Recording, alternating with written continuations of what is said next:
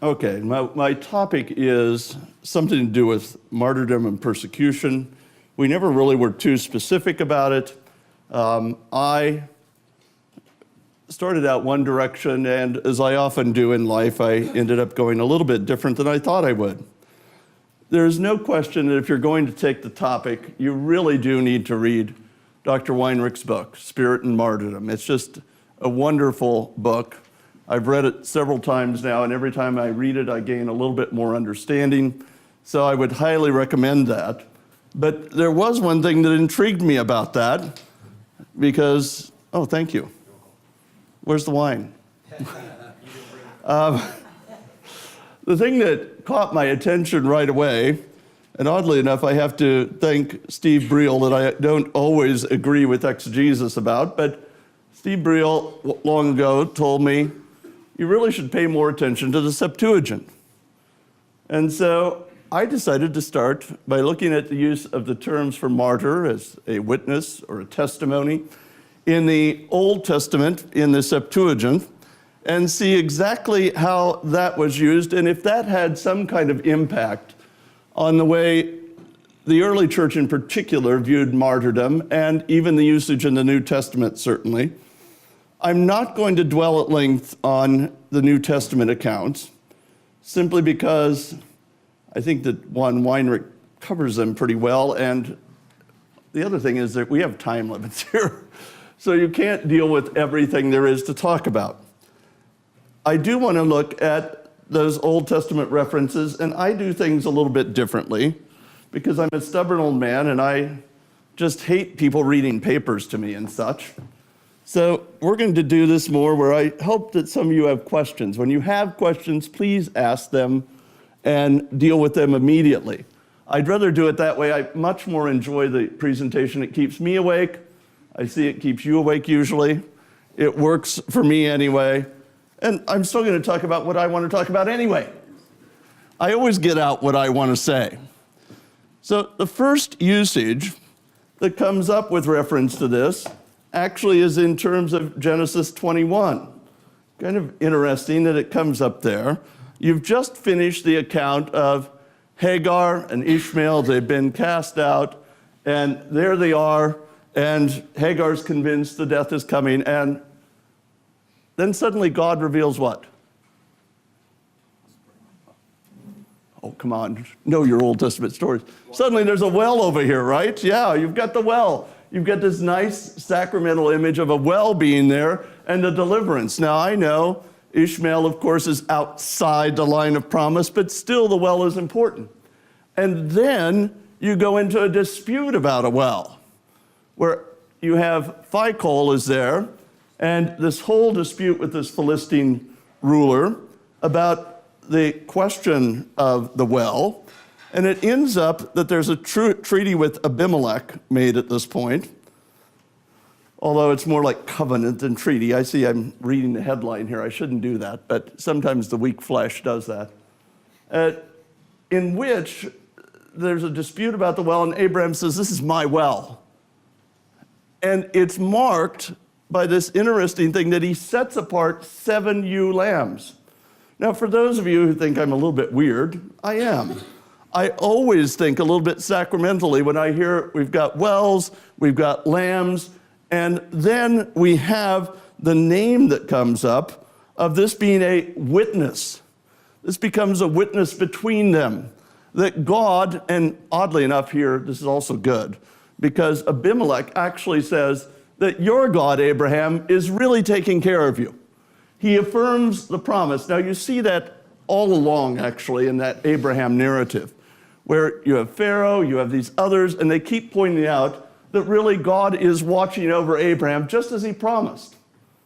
And so the nations bear testimony to it already, and here you have the lambs and the connection. Now that's just sort of a beginning one to get you into it, because then in Genesis 31, you've got the Laban and Jacob episode where the references to martyrdom, or not to martyrdom, excuse me, to being a martyr, a witness, a testimony, pile up in that chapter, where remember Laban's chasing after Jacob.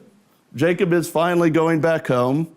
Laban is not in a really good mood because, of course, that means his gravy train is heading away. And he, in fact, tries to assert that's my daughters are taking, my flocks, my herds, but God warns him, doesn't he? That it's not so, that he should say nothing to Jacob. And they end up making a heap of stones as a witness. A witness that, who is it that they're witnessing to? Anybody know that narrative? This is kind of important because I think it shapes the whole. The witness is about the faithfulness of the God of Abraham and the God of Nahor. That this God and the connection to this heap of stones and the ongoing faithfulness of God to his promise, and I think, is that the term where we get the fear of Isaac? No, fear of Isaac references there as well. So you've got this language of the witness being very much about God and his faithfulness. Now, that shapes, of course, and contributes to the whole idea of the New Testament, Christ appointing the apostles as witnesses. Well, what are they doing? They are the ones that remain firm and steadfast in confessing the God of Abraham, really, and the God of Nahor, the God who brought his people to this promise, who gave this promise to them, and who is faithful to them. Now, that's the background then as you get into these references then in in the book of Exodus. What is it about witness and testimony in Exodus? This is your quiz. I know I'm a terrible man. I'm asking you questions. It's the morning. You're supposed to sleep and just drink coffee. But what is it about it? In the book of Exodus, what is this about witness and testimony? I'm obsessed, I know. The Ark of the Covenant. The Ark of the Covenant is actually the Ark of the Testimony, isn't it? In the Septuagint, that's the word there for the Ark. You keep having that. And it's also, remember, and this is what it's weird how even when you're an old man, you haven't studied everything. And I haven't really paid attention to the tent of meeting thing, that new translations do tent of meeting. Well, that word for meeting, it's just a variant of witness. And so actually in the Septuagint version, you keep coming up with that. So instead of it being the tent of meeting, I'd like it to somehow reflect. Now, I suppose you can do meeting point. I don't know. These translators always puzzle me. I'm more into literalistic type views and looking at just as basic words, but they always have to come up with something. It is the place at which the testimony of God meets with the people. Now, God appoints that there be a point of testimony of witness. One of the first things you see in the book of Exodus is after the giving of manna. God instructs them, set apart this manna and put it before the testimony. Now, at that point, what's not there yet, by the way? There's no temple, or not temple, there's no tabernacle, there's no building of the ark. It's just put it before the testimony. Although we do know that, of course, the pillar of fire and cloud are there. You have God's faithfulness again, is my point in all this. The fact that this becomes a mark. What has God done for the people? The term testimony seems to center on God's work and what he has accomplished. So you have the putting of the manna before the testimony as a constant reminder from generation to generation of what God does for his people. You have later all the Ark of the Testimonies reference, not testimonies, but testimony, that you have laid out in Exodus. You have the connection of the testimony with the mercy seat as well. That comes up in terms of Exodus.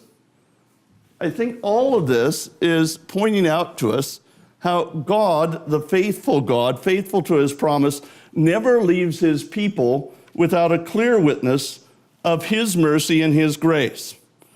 You have the reference like in Exodus 27, which I like just because it is obscure and weird, about the lamp that's put outside the veil before the testimony, and that lamp burns evening to morning. Nice. Why is that significant? Well, it's that creation language, and it's that language of casting light in the midst of darkness, that you don't let the lamp go out. The light is always present, and it's before the testimony, before that place which is a constant evidence of God's faithfulness. They have to have priestly linens to enter before the testimony of God. They're all they just kind of pile up, so I'm not going to go into all of them. You have the reference in Exodus 30 to the mercy seat being right above the testimony. You have the language of having to wash hands and feet to enter the place of testimony, which is a nice baptismal type of image. And then this one, the incense even that's burned. It can only be used, remember this incense in the temple can only be used for that particular usage, for nothing else. And you put a sample of that incense before the testimony. God constantly remembering that incense, that he has told them, make this, use this. God is constantly focusing on what he has proclaimed to them in his word, and he is bearing witness even through a little obscure sample of incense. There are certainly things like the tablets of the testimony, which is a reference to the commandments and how it's written on front and back. Let's see, I wanted to jump down now to Leviticus. You have all the language about the testimony in connection with the various offerings. And then a rather important story in Joshua 22, where this is not one of those stories that everybody remembers from Sunday school. It's probably never talked about lots of places, but Joshua 22 is where finally the days of warfare are over, and who's allowed to go home?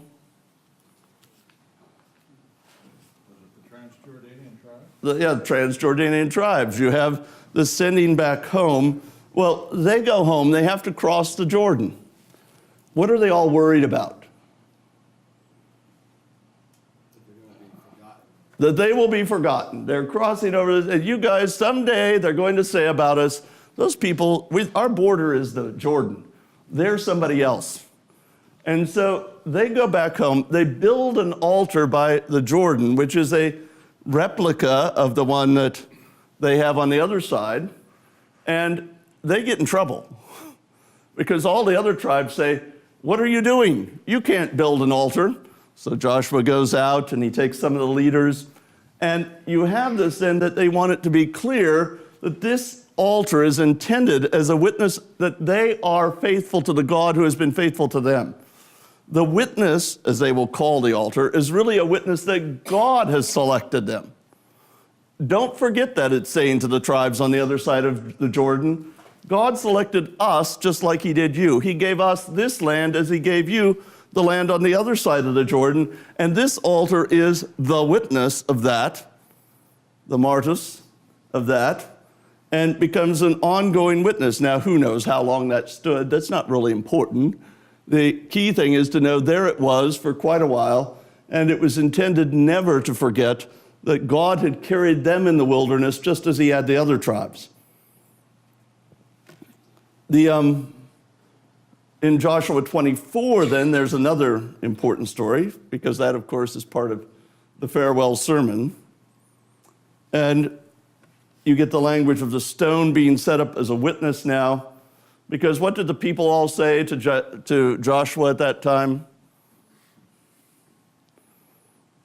Just as they had, by the way, in Exodus at the time of at Sinai. We will do everything. We're going to do it all exactly like you said. And now God holds them to it, and he is the witness of the one. Now, you know the famous Joshua text there, of course, about, as for me and my house, we will serve the Lord. He calls all of them to be faithful, and the stone is set up as that witness. As often there are these setting up of stones that endure, Stones, of course, language used to describe Christ as well. You have the account in the Psalms. In fact, it's in the Psalms where you see a lot of references to testimonies. Now, we had this debate last night as I was doing previews in our room about what really is the meaning of testimonies in the Psalms. My argument is it depends on the context always, but in general, particularly in Psalm 119, it seems that it's much more so that the term testimony is set sort of against, I shouldn't say against, that's a bad term, against those things translated as statutes and precepts. In general, in Psalm 119, I see the word testimony as being rather gospel-oriented, that we have these constant witnesses that God provides to the people of what he has done for them, and this we need to cling to in order that it's connected to the fulfillment of the statutes and the precepts. Now, I'm not going to be one who claims he's the ultimate authority on that, but that would be my take at this particular time. And I think it fits in well, by the way, with the early church martyrdoms to see it that way, the praying of this psalm. But you can go back to Psalm 25, where you talk about steadfast love and faithfulness in terms of those who have his testimonies. The fact in Psalm 78 that the Lord established a testimony in Jacob to teach their children, and that these testimonies are to be handed down in the families of Jacob from generation to generation. There's this ongoing handing down of what God has done for Jacob. I mean, that's why we have the references, the God of Abraham, Isaac, and Jacob, for example, to talk about how God, who established the promise, was faithful. Now, you see the unfaithfulness of the people. In fact, in Psalm 78, the very same psalm I just referenced, you have the problem that the people don't keep the testimonies. Now, it seems to be a reference there, more not so much about keeping the commandments, other than, of course, which commandment? Be bold. Be the first commandment, right? The problem in Israel is they keep, sliding back to other gods, isn't it? And that's where they give up. Then they have the wrong testimonies. I was just doing this story with the children. See, I'm wandering here, but the story of Hezekiah, whose father was, know your kings, Ahaz. And tell me about Ahaz. He was a guy who wanted to worship all the gods. In fact, in 2 Chronicles, you have this reference with Ahaz that he looks and sees, oh, the Assyrians came and raided us. What's his solution? Their gods what? I should follow their gods. So he arranges to follow their gods. Now, that's exactly the opposite, of course, of what the prophet had told him. But, he just decides, I should follow after these gods. Well, then, oddly enough, you have Hezekiah, his son. He goes totally the opposite direction. Now, as a Lutheran, we kind of understand that. What would that be? A nice third article thing, right? Whereas the father is all caught up in the worship of the idols, the son, contrary to his father, he cleans up the temple. He's doing all these things, isn't he? Tearing down the high places. Now, Hezekiah has his own weaknesses. And Hezekiah, though, is my great example. It's sort of like Hezekiah saying, I know you're going to destroy everybody, God, but wait till after I'm dead. It's sort of it's not that I don't love my children, but if persecution is coming, let me die first, and the rest of you can suffer. I shouldn't say that because I'm talking about martyrdoms here, but it's sort of my flesh speaking at this point. Let's go to that Psalm 119 reference, which, of course, we heard this morning. I like the fact that it was there this morning, the one we kind of all know. I will speak of thy testimonies before kings, O Lord. It's sort of at the center of the references there. Not quite. It'd be really nice if it just sort of fit in right in the middle, but it didn't do that. It begins right away in verse 2 of Psalm 119, the reference to blessed are those who keep his testimonies. Then you go in 14, basically it figures out that you're almost every section of the psalm, not quite, but pretty close. You've got the references to the testimonies. You're to delight in the way of testimonies as much as all riches. The plea that God would take away his scorn because he has kept the testimonies. The testimonies are a delight. They are the counselor. The fact that you cling to the testimonies of God, let me not be ashamed. I do like that reference because you're not ashamed.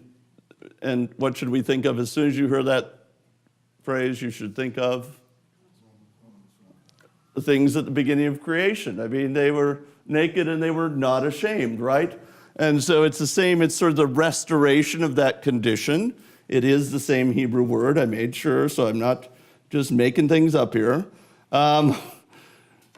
Incline my heart to your testimonies. The ultimate look of the heart has to be to the way of God's faithful witness to his presence and looking at all he's done for the people. And then speak of those testimonies before kings. Again, shame comes up there as well, not be put to shame.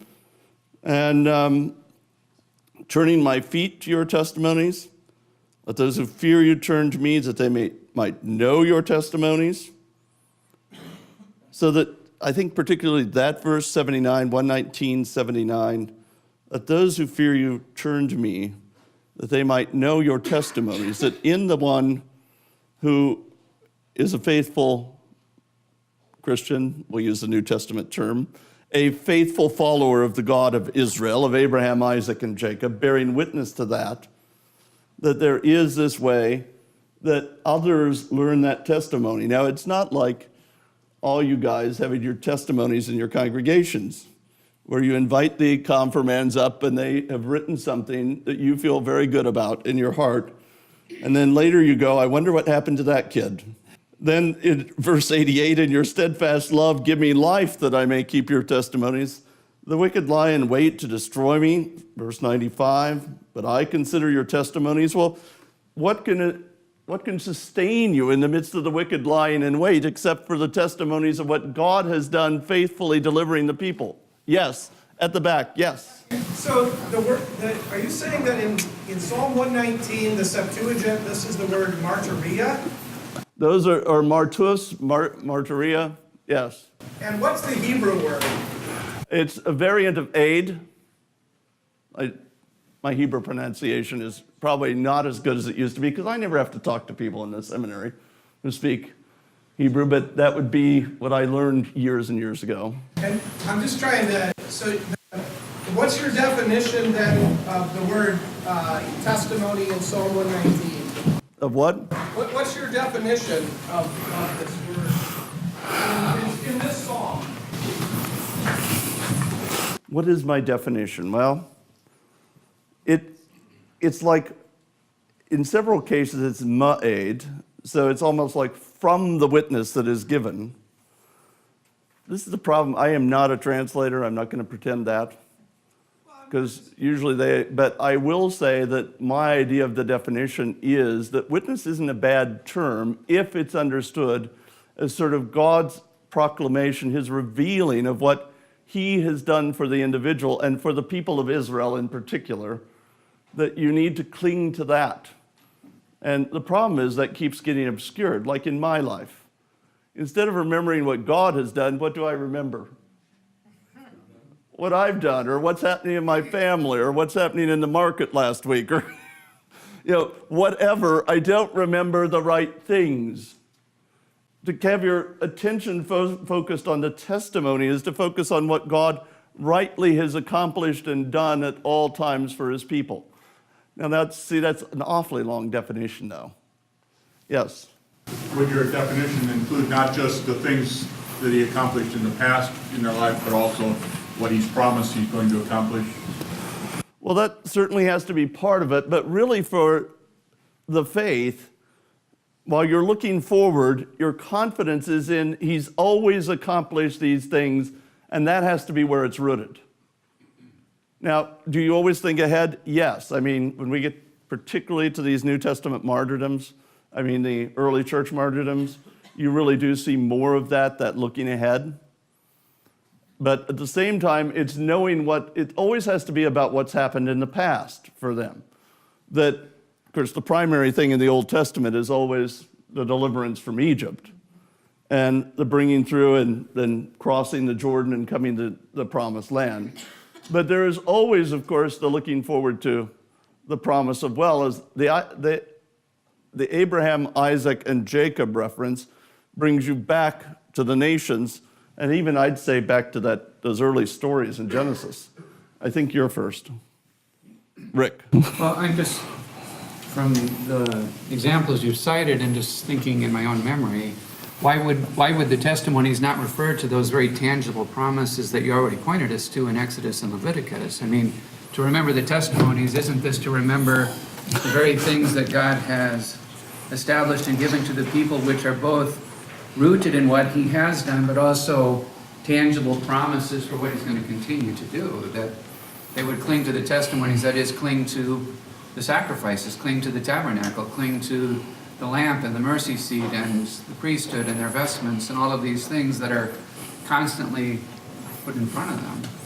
Now, that's all part of that ongoing witness. Now, when they focus on other things other than that, that's when they get themselves in trouble outside that. So yes, in that sense, it always has the future involved in it, because there has to be some fulfilling of the past, some fulfilling of that in the coming of the Messiah. I'm causing problems for the other terms that are used in the psalm that you already contrasted, law and statutes and commandments, I mean, those have a very tangible identity in the Ten Commandments, right? In the covenant that God makes with Moses. So it seems like the testimonies would also be rooted in that same, Mount Sinai event and the things that are given there through Moses, who not only gives them the tablets of stone, but especially the tabernacle and its furnishings and the priesthood and their ministry. I mean, well, and God is the source of all those things, setting up that witness. Right. God's the source of all those things, but they're a tangible sort of thing. When they hear testimonies, I just think you've laid a compelling case, and I'm surprised you're not pointing to it. You're moving to abstractions, but you've already given us concretions in the things themselves. Well, I'm perfectly happy to take what you're doing, because I'm just trying to move on to the next thing. But yes, if we want to dwell, because my assignment really wasn't, but I could have really spent a lot more time on this Old Testament thing, because that is my ultimate sort of interest. I admit the Old Testament sort of sucks me down, and I get all caught up in it, and I'm trying to discipline my flesh, but I couldn't help it. I started out by talking about the Old Testament. Yes, Jonathan? It seems to me that you're making a parallel in meaning between testimony and witness. It raises the question of what the object. You're testifying of something, or you're witnessing of something. And the structure of your argument seems to align it with charisma in the New Testament. That is, the redemptive words and deeds of Christ. So this is a testimony, or a self-testimony on the redemptive words and deeds of God, which have happened and are a down payment of what will happen. Yes or no? I'm fine with that. So then it becomes the question of a testimony of what? What? It's even more to know a testimony of what? Well, that's sort of been my attempt to make it, the object is always the God of Israel, the God of Abraham, Isaac, and Jacob, and what he has done. And yes, that includes looking at all the acts of promise in terms of the sacrificial system, which we're getting to, because really it also has this sacramental character about it, the introduction of the wells of water, and what I forgot to mention in terms of that, the deal with Jacob and Laban. Remember, they not only erect the stones, but what do they do then? They have a meal, don't they? They have a meal together marking this, and so you've got a connection in terms of that sacramental character, the meal connected with the witness as well. Rick, you look like you have a question or something. Fascinating. I mean, it's not only the object, but God is also the subject of the testimony. So he testifies to the people of himself. And it's very objective because it gives them something that sort of grounds them in his mercy toward them. That's why I think those tangible promises you already pointed us to seem like, I mean, very solid things to which he binds his people for their own sake. That he sort of requires them to pay attention to these things because this is how he's remembering them.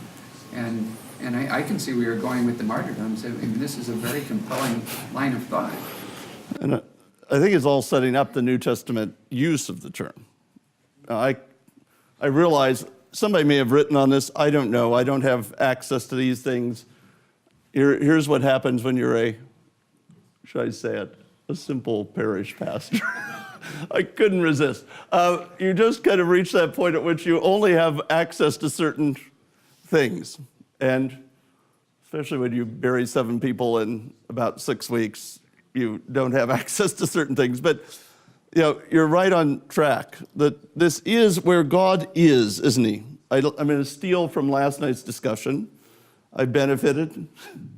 That isness of God is then reflected in, that's not a term, but is then reflected in terms of this, he becomes subject and object of the witness. Then the one who becomes a Christian is a Christian. That's a very important thing. Or you are a child of Abraham, Isaac, and Jacob. You are that one in the plural form. So that there is a certain sense in which you have to take all that into the term martyr. You can't really use one line and just start tracing all the martyr words, because now you focused on who God is as well. Even when you start introducing God as the fear of Isaac, which I totally avoided because that introduces some interesting things in the blessings and the Trinitarian character, but I didn't want to go there. Too much time, not going to do it. But somebody should remind themselves of the fear of Isaac as well. That shows up in terms of some important blessings. Did I satisfy John back there? Okay. But this is what I want to happen, is some thought to be generated too, because I did not solve every issue with regard to this. This was not my project. Can I delay you a little more? What? You talked about the stones before, which of course are very important, and I'm intrigued by the fact that we're on this particular day. Father Peterson pointed to the promise in St. Matthew, you are Peter, upon this rock I build my church. And I've always heard that and thought of that in terms of the foundation stone, and you get that language in Ephesians, of course. But what if it's a stone more kind of like these testimonies that are set up over and over again to the faithfulness of God and also the covenant with his people? I mean, is there anything there, or is it a different sort of... Well, and along with this, the requirement that the altars are to be built of stone. I mean, it's very, and of course of uncut stone. You can't do cut stone. It had to be uncut stone, because the stones are what the Creator provides.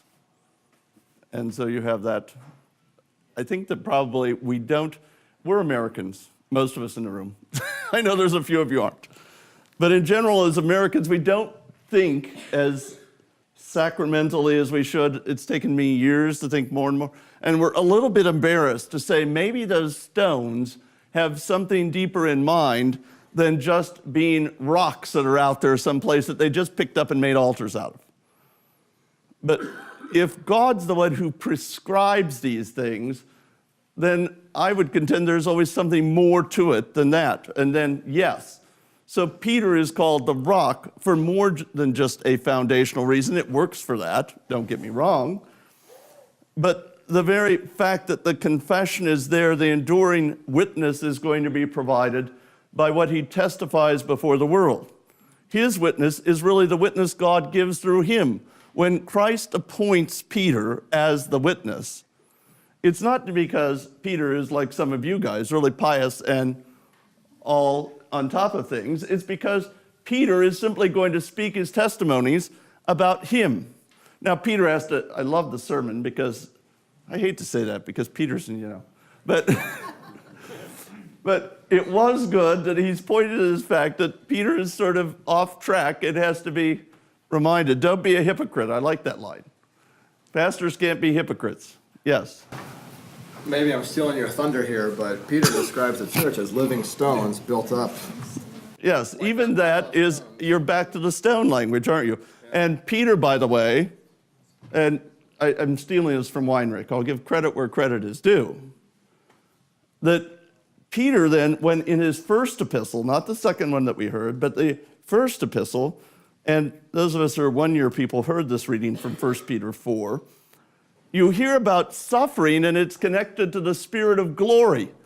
Now, I like Dr. Weinrich's point, because he says it seems to be that this is a reference to the Shekinah that dwelled in the, so you've got the connection to the glory that filled the place of the witness, the place of, God's glory is really referring to the mercy of God and his presence among the people, and now the suffering and its connection to that Spirit of glory, so that the New Testament martyr would see it in terms of the witness being given through as God comes upon them and he really bears witness. We'll see that kind of in the language of some of these things when I get to them later as well. In 99, your testimonies are my meditation and give me more understanding than my teachers. Now that immediately trips my mind to think in terms of Christ as the 12-year-old. I was reminded of that by the sermon this morning as well. Your testimonies are my heritage, my joy, the psalmist confesses. All the wicked of the earth you discard like dross, therefore I love your testimonies. Now that's an interesting one. You look at some of these martyrdoms, and the way the crowds get so angry just about the name of Jesus, just the anger that's in them, and it's boiling up and they get out of control. Well, even, let's say, with Paul, you see this in terms of when he's in the midst of certain crowds and how the people they lose control just over the name itself and the preaching about Jesus. The wicked of the earth, though, are discarded like dross. And then it comes, give me understanding that I may know your testimonies. The testimonies are wonderful. My soul keeps them. You have appointed your testimonies in righteousness and in all faithfulness. Your testimonies are righteous forever. And then I call to you, this is getting towards the end, it's verse 146. I call to you, save me that I may observe your testimonies. Then verse 157.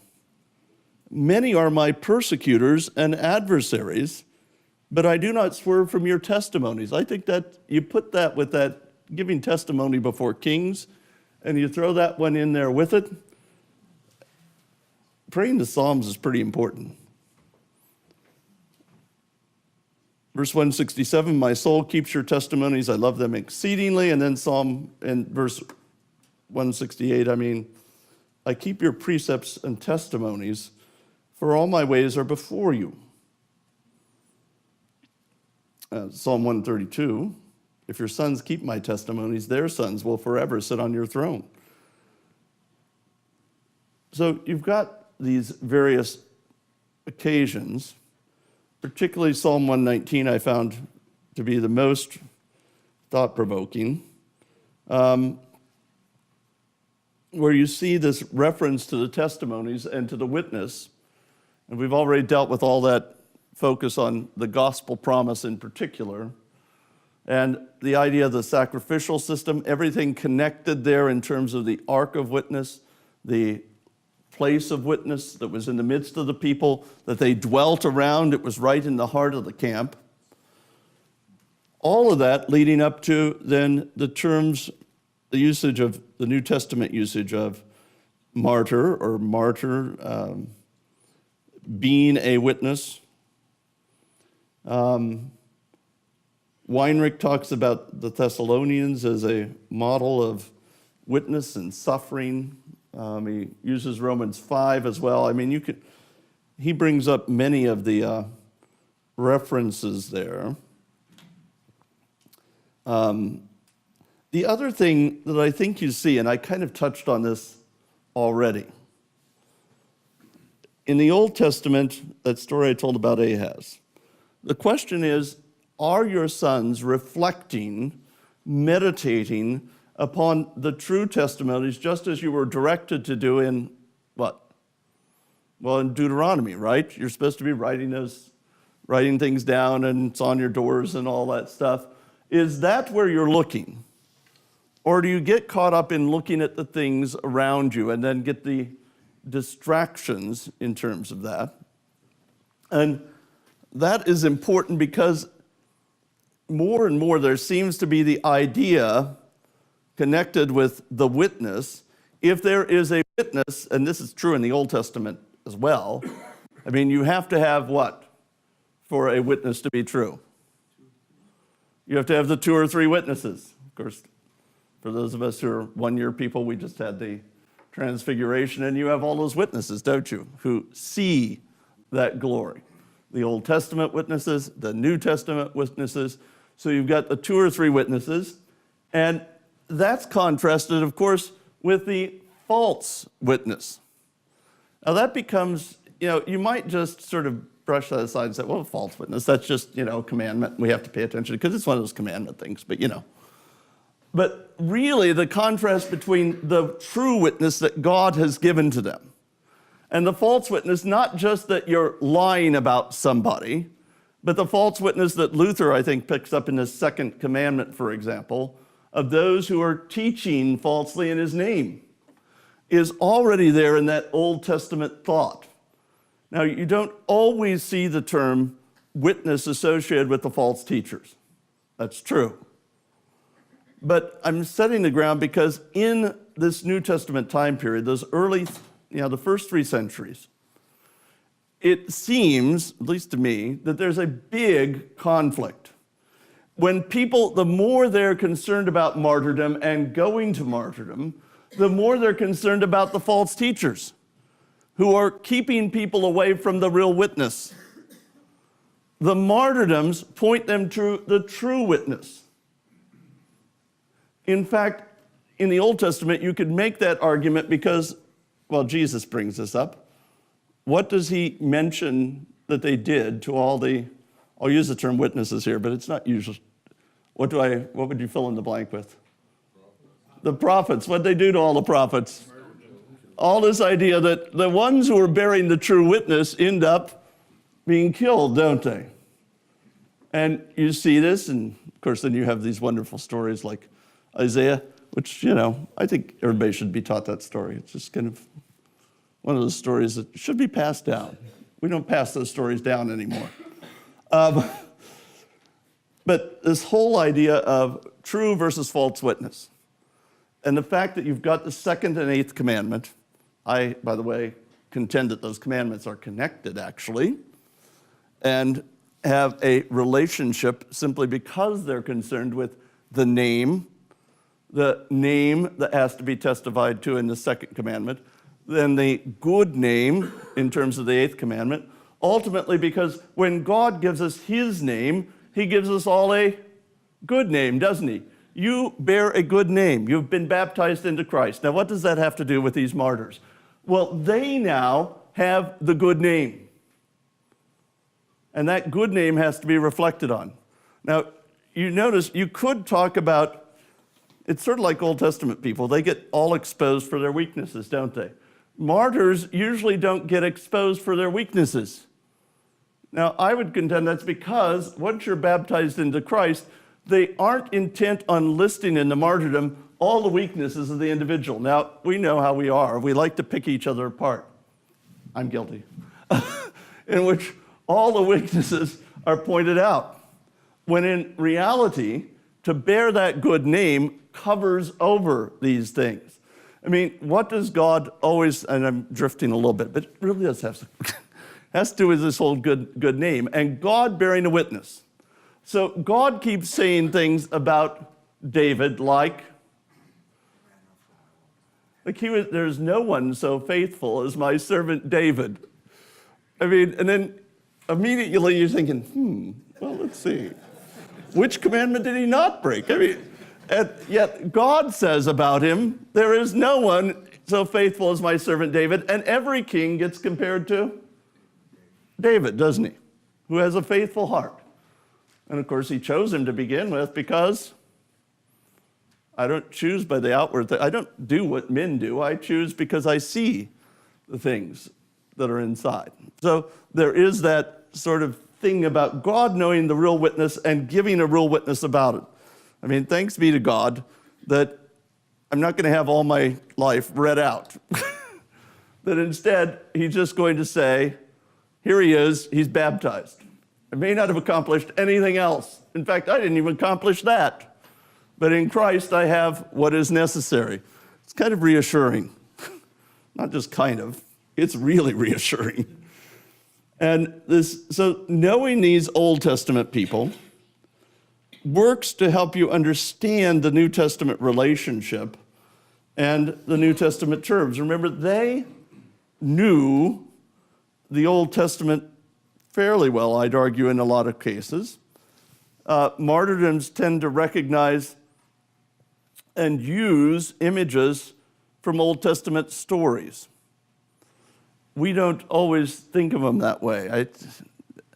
And that, again, that's come because I've gotten older and because Weinrich, taught me a few things along the way, probably more than I ever paid attention to. But, in which the stories themselves have to be a witness to the truth, to the true witness given by God, and can't be just a false witness. So all this attack on the false teachers in connection with, for example, Ignatius when he goes to martyrdom, his concern is about every congregation is these false teachers that are trying to devour them. Now, when we get to thinking about today, which is sort of my last goal, to raise issues and get input about today and the martyrdoms today and persecution of the church today, things like this become important. The New Testament, that Old Testament focus on the witness of God, and now I want to dwell more on what was brought up by Rick here, on the question of focusing on the ark and the tabernacle or tent of meeting or whatever you're going to call it, because who knows what, that particular place calls us to focus on a sacrificial or a sacramental connection, sort of more, I would say, borrowing from the ideas that you see in the Leviticus commentary of Kleinig, for example. Nice sort of, and this is not only in Kleinig, you see this in some of the early Lutherans as well, who like to talk about Leviticus far more than we do today. And I am kind of amazed at their knowledge of the scriptures at times and how I'm a little bit too American.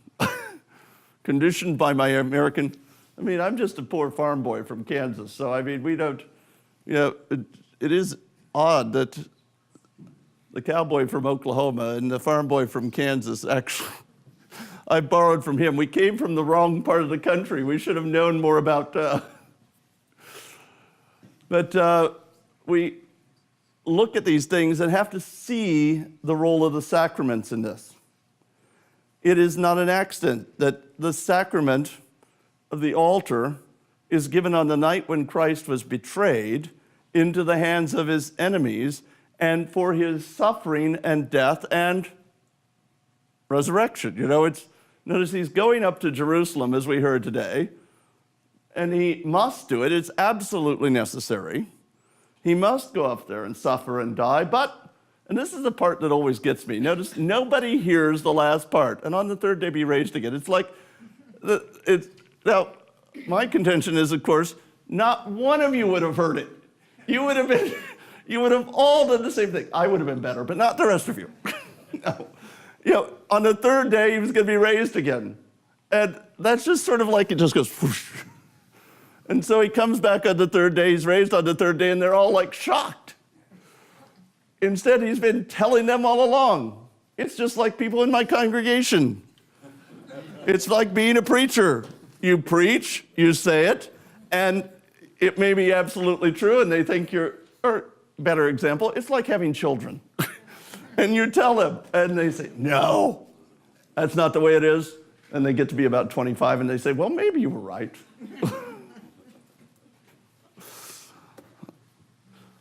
And so there is that way in which, but there it was, on the night he was betrayed, he institutes the Blessed Sacrament. Now, that he gives that gift when he's going to suffer and die and be raised again. And then, the early church pattern, I forget to look at the time, how are we doing? Oh, I'm fine. The early church pattern, I'd contend already in Paul's epistles, and certainly in Peter, is to bring in the sacrament as being central to the life of the Christian and for the sufferings that you share in. After all, Paul's language, what's the most famous one? Romans 6. What? Romans 6. Romans 6 in terms of the baptismal reality. How about the sacrament of the altar? When he talks to the Corinthians and he talks about you're going to share in the sufferings that you might share in the glory. And that's a reference to the Blessed Sacrament there. Don't be surprised when this is the reality. If you are joined to Christ in your baptism, of course the sufferings come. But the point is, there's the resurrection. If you're joined to Christ at the altar, of course, his sufferings have an impact upon you, but that also means that you will share in his glory. You will share in the resurrection and the glory that is to come. They're tied up together, just like him saying, I must go up to Jerusalem, suffer, die, and be raised again on the third day. And the temptation, of course, is that, and I see this, it's true in America, but it's especially true in Africa, where, what really sells there? Well, the pop religion that we're going to make you all, if you just believe in Jesus enough, who needs sacraments? Because if you just believe enough and pray enough and have your healer and all this, then you will, accomplish all things. So just give me your money and it'll all be right in your life. Now, of course, in Africa, you don't have a lot of money, but what happens? There are people swarming to these people and giving them money. And then it doesn't work with the one guy. What do? They go to the next guy and they give him more money. Because it's the kind of thing people are looking for the quick fix for the glory, maybe we'd say. And of course, these guys are well polished. I mean, they get like these, 15, 20 foot high, full, where they're standing above the freeway, the roads, and they're all in their nice suit and everybody. And of course, you think he must have the power of God in him. And it appeals. Of course, they also like to watch white Southern preachers, which I never quite figured out. Why are they so popular in Africa? White Southern preachers that they get via TV. You'd think, maybe it's just because I'm from America and I tend to be highly judgmental of white Southern preachers, but with the exception, of course, of some guys who are actually Lutherans. There aren't many of them, but...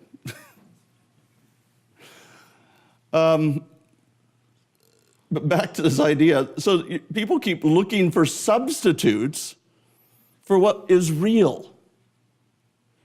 What's real is what Christ gives.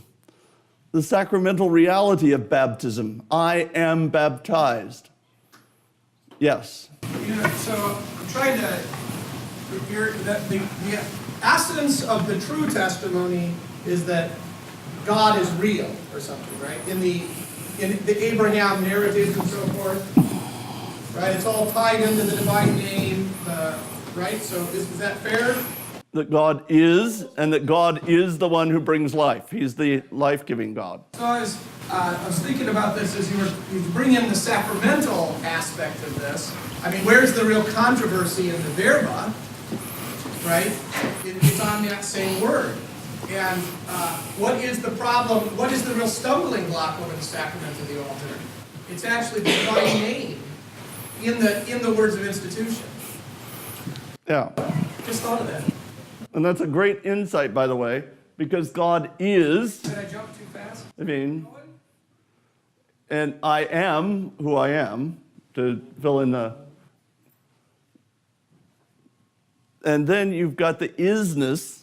We're back to the isness again. I know, I like that word for some reason. Who used that first? I think Robert Preuss used to say that once in a while. He'd drop Latin on you first, and then he'd be saying this isness or something, you know?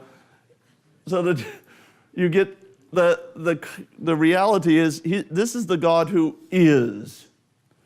And in the sacrament, he is. It's true also in baptism. He is in that as well. I mean, this is my beloved Son, in whom I am well pleased, or whatever translation you use there. You know, this is my David. This is the one I love. This is the one I've appointed. And it's there. And so now I baptize somebody and say, this is the one that is loved by God, because of the is.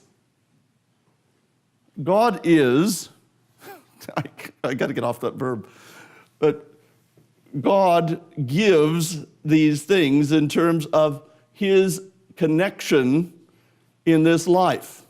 The life giver brings these things about. And this is the witness that he provides to the world. It's the witness he gave in creation by setting you apart, by making man as male and female, even though we have controversy about that today, and setting these things apart and defining what is the good thing, even marriage, not good that man should be alone, and then it's good when the woman is brought to the man, so that the witness that God gives to us in the world is the ultimate definition of what's good. It's also the goodness that we have is from God, and he defines it by the things he provides to give us the good. First, in his own Son in the flesh. I shouldn't say first, because of course all the background, but his Son himself is the martyr to the world. He's the martyr, capital M, the witness above every witness. The Word became flesh. The Father spoke to the whole world and said, this is the one. I am eager to read Weinrich's commentary on that, by the way. Some of you, I suppose, are way ahead of me on that and have devoted themselves to it. But John's gospel in particular, with all those I am sayings, has that very sacramental quality about it, focusing on the God who is, and Christ himself. And of course, with that, in John's gospel, what is this sort of hidden I am phrase? All of you should know this.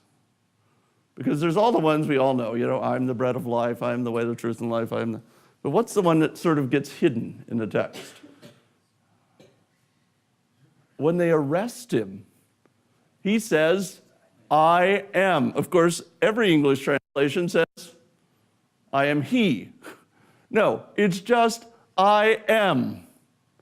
That's a key moment. It's in his death and resurrection, you see. We're back. He never in John's gospel says, oh, I must go up to Jerusalem and suffer. But when he come to arrest him, he says, I am. They all fall down, and he gets them up and says, go ahead, let's go.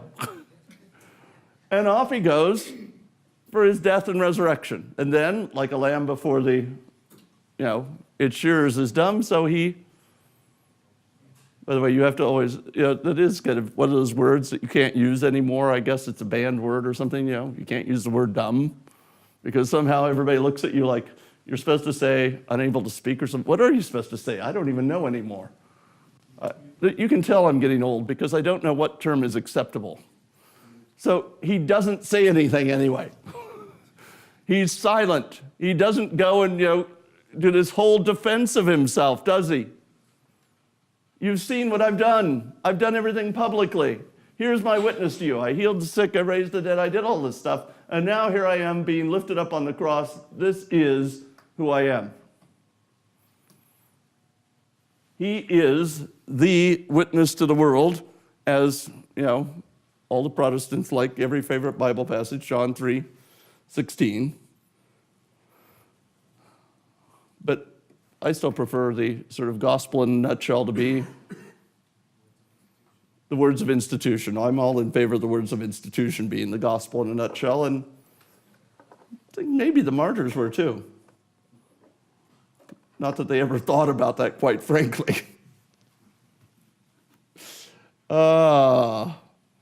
I have until 11:45, right? Is that, I never really got this time schedule thing down. What am I supposed to do? Keep going. I got another question. Okay, question in the back. I'm trying to figure out how dying, is evidence or proof of the isness. So it seems like with Jesus, it's the resurrection then, right? Because it seems as though the governor or whoever is undoing something that is in killing the martyrs. And it certainly seems as though that's Pilate and the priests' attempt, right? They're going to you're not the one who is. We're gonna cause you to cease to be. That's their definition of death. So how is martyrdom? I mean, with Jesus, you go, oh, but he rises. So. Well, yeah, because in the end, and this sort of fits into one of the martyrdoms, actually, that in the end, the martyr is revealed by Father. The Father reveals the martyr. Here's the real martyr. I raise him from the dead. So that, this is my take. I haven't really thought this through, but this would be my first reaction to you. I mean, in view of especially this one particular, I think it was Blandina, you get this discussion of the Father. But so that the Father bears witness to who really is, because you're right, there's a sense in which we're going to take care of this problem. And so the Jews want him dead. Pilate says, well, at least he's out of my hair if he's dead. And so you kind of get that all taken care of, you think, but it's not taken care of. Instead, it's a bigger problem for them, in a certain sense, because now he's raised from the dead. Well, you try to deny it still, so you pay the guys off and tell them, no, it didn't happen, blah, blah, blah. So, question? I was just going to say, I mean, the resurrection is still revealed in the confession of the martyr. I mean, that's kind of, this goes back to what you were saying about how the Father's testimony then comes through in the testimony of the martyr. The very fact that a martyr is willing to die so foolishly, right, in the eyes of the world, reveals the divine wisdom, that there actually is a wisdom beyond the foolishness of the world that is grounded in the life and resurrection in Christ. And I mean, obviously not every martyr has opportunity to the extent to which they're able to discuss Christ, obviously is going to vary, but that's what they're looking at. They're confessing the resurrection of Christ. So that's the proof of their resurrection. Yeah, because, 1 Corinthians in particular, how does it all start? Well, we preach Christ crucified. Then, of course, you tie everything, after you've gone through all the mess of the Corinthian congregation, you come back then at the end to that huge chapter 15 of the resurrection, don't you? What have we got if we haven't got that? Yes? Two things. In Weinberg's book you mentioned, he reflects on the words that many Christians went to their death with these words: I believe in God the Father. What is your, in the Inquisition, what is your name? I believe in God the Father. And he raises the question, well, why do they say God the Father? Why don't they say Jesus? Or why don't we have more accounts like that? To which he argues that just as the world was created, so the Father will send the Son again to bring up the dead. And this is the argument, I think, which you're making, which St. Paul then rehearses when he said, Jesus Christ gave the good confession before Pilate. You also gave the good confession before many witnesses. And so you will hold on to this good confession, and it will be true, proved to be true by the Father when he sends the Son and he reappears. That's...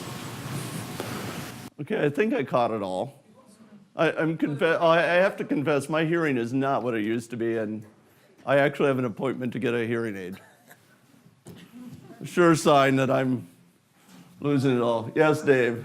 I think that the answer's got to be with this, the living God, right? That's the I am statement, the big I am statement, and also in John, right? That Abraham's not dead. right. So I think in some ways the witness is, the testimony is that death is the false witness in the world. That God is the God of the living. He's the living God of the living. Yeah, all you guys think that all these guys are dead, but they're not dead. I think you're saying, you think you're going to cause me to cease to be, but you don't. And it's that God is the God of the living, and He's the living God. I mean, that's that whole Abrahamic thing I think maybe brought. Yeah, just like I am the God of. He doesn't say, I was the God of Abraham, Isaac, and Jacob. He says, I am. It's still a reality. Right. It's an ongoing reality, and you say you worship the God of Abraham, but you think Abraham's dead. So anyway. Yeah. Well, and all along, what's the preaching of the prophets, for example, or even before that, you can see this in terms of Elijah, Elisha, you can see it in terms of Moses. It's this contrast between all these idols and other things you're worshiping, but they're all dead. They don't have ears. I always like it, by the way. They don't have ears that they really hear with. They don't have eyes to really see with. And then what do we hear about Isaiah's preaching to Israel? You're going to preach to them, and they have eyes, but they do not see, ears, but they do not hear. That passage, by the way, of course, is repeated by Jesus. It shows up where? At the very end of the book of Acts, right? I mean, it's sort of like the final point in the book of Acts. In fact, you're left kind of going, you're going to leave us with that? Yes. It seems like normally we think of death as kind of the opposite of life and being, but Christ really takes it in hand and he makes it serve his own purposes and God's purposes. I mean, that's explicit in John, but it's in the synoptics too, by the fact that he says this is necessary, this is what's going to happen. And with the supper itself in the synoptics and John 13, he says, I tell you beforehand so that when it happens, you know. I mean, this is how he loves them. So I'm not sure I would go so far as to say that kind of death is the opposite and then the resurrection, because the death of Christ is itself his strength made perfect in weakness. You said before the martyrs aren't painted in weakness, but that's from the church's perspective. From the world's perspective, they're the ultimate weakness. I mean, they die, and it looks like they've been defeated, but from the church's perspective, their faithfulness and their strength is found in their perseverance even unto death, and the credit goes to Christ who is with them in the martyrdom, so that they are the witnesses, they are the testimony to the sufferings of Christ. And the sufferings are no longer the weakness and the denial that the world perceives death to be, but here is God's strength made perfect in weakness. This is the perfect freedom of God who has the strength to lay down his own life for the sheep. So, I mean, it seems to me that we can't pit the death against the resurrection, because there's the glory of Christ is revealed in the fact that he lays down his life willingly. He hands himself over to the cross even as he hands himself over in the sacrament. And those who receive that are strengthened to do the same thing, even where they don't see it. What the world sees and what they themselves feel and experience is that they're being defeated and put to death, and yet Christ strengthens them to witness to the strength of his own cross in the hope of the resurrection. So they go together. He brings us to the portal, the Gerhardt hymn. Right. Yeah. Lutheran hymns are great, aren't they? They just, catch this flavor of things. Yes? This has me all this has me thinking about that early controversy. I think maybe it was the Donatist controversy that concerned the lapsed and what to do with them, whether they were to be allowed back or not.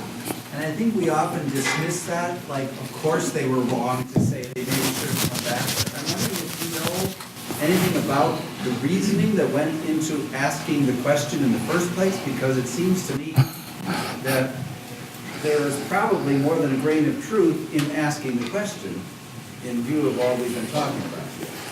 What do we do with these people who have denied their chance to be martyred? You know, are you?